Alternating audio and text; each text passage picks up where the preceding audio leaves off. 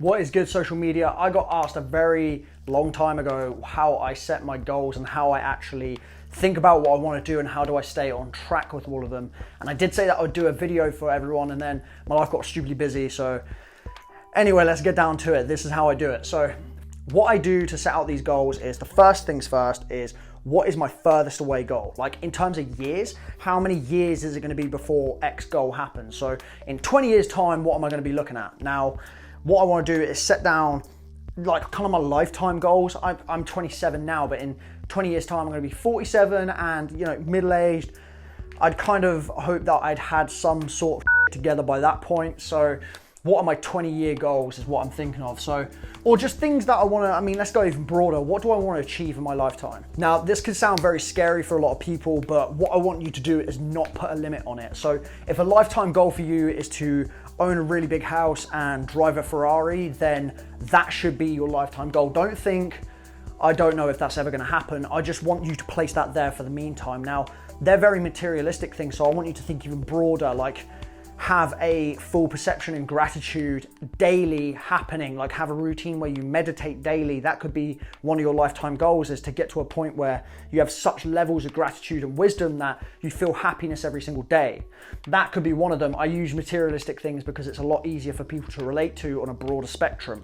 But once you have your lifetime goals, what I want you to do is now break that down into your 10 and 5-year goals. So I put them kind of in the same bracket because they're quite far away. So your 5 and 10-year goals. So at this point, what I want you to do is figure out, what of my lifetime goals can I achieve in the next 10 years? And then what can I, half that, what can I do in 5 years? This is where you get to kind of this stage. And I mean, lifetime goals is it's so hard to expand and think about. It's kind of like the universe. There's so much of it, it's so far away that you can't really comprehend it.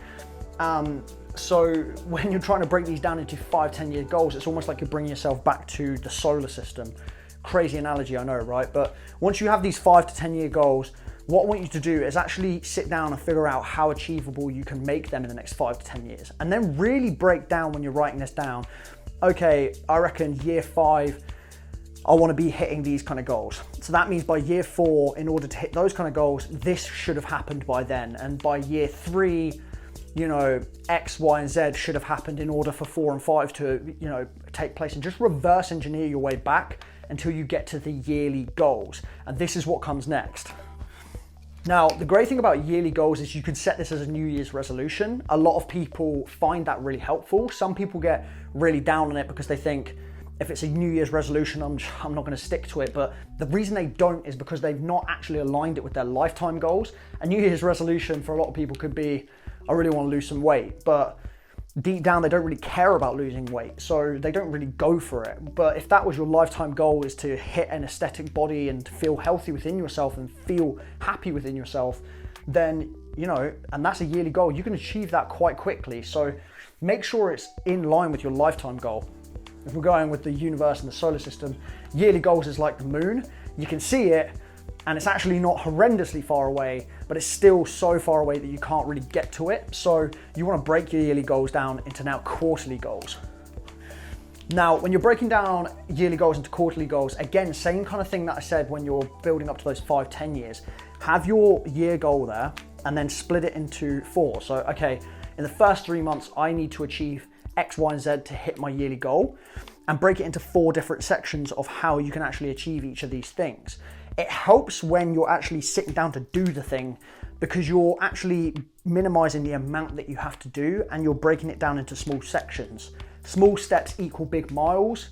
Little acorns create massive trees. It's these analogies, these little steps, these little increments daily all create huge momentum, and they create the best of goals. Now, once you've created your 4 separate quarterly, I then break mine down into monthly. Now, again, I mean, I guess you see where this is going now, but when you break it down into monthly, you then know what you have to do each month to hit your quarterly goals, which then you know what you have to do each of those quarters to hit your yearly goals, and you can kind of stick on track if you all align them to your lifetime goals. If they're not aligned with your lifetime goals, you're not really going to care about it. That's probably one of the biggest messages about this. Now, once you've written what you want to do that month, you can break it down into how you're going to achieve it by what you're going to do each week. Now, I've kind of ran out of space here, but I don't really mind that I've run out of space, because some people prefer to go, okay, cool, by the end of this week, I want to get this done and I don't care when I do it. But for me, I prefer to break out my week into different days and make sure that I structure my days. Within those days, I then structure different hour work blocks to make sure that I'm achieving things at the highest performance that I can, as well as giving myself enough downtime. So you just got to make sure that they all align with the lifetime goals. Otherwise, you're not really going to care about it, and you're going to get this weird, overwhelming sense of dread. And a lot of people get really confused at why they have that, but it's because they're doing things daily that don't go towards their lifetime goals or aspirations. So I hope this kind of helped. This is how I break down my goals. I went on a little bit longer in this video than I thought I would, but if it helped, drop me a message. And if you want to see more of this sort of stuff, head over to 6 Point Media.